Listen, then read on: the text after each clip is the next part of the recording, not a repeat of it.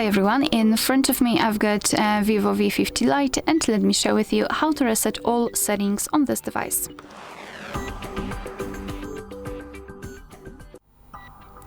So let's start with opening the settings, and let me go back. Right here we have to scroll down to the very bottom to find System Management, and then tap on Reset Options. As you can see right here, we've got the option we're looking for, so reset all settings, so the customization.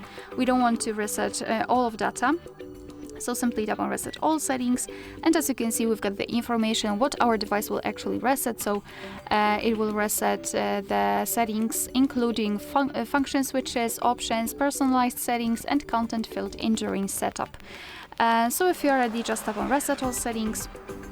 Just confirm everything, and be aware because this operation cannot be undone. Just tap on reset all settings if you want to, and wait until this process will be over. Alright, so actually this is it, and this is how to reset all settings in your device. Thank you so much for watching. Please hit the subscribe button and leave the thumbs up.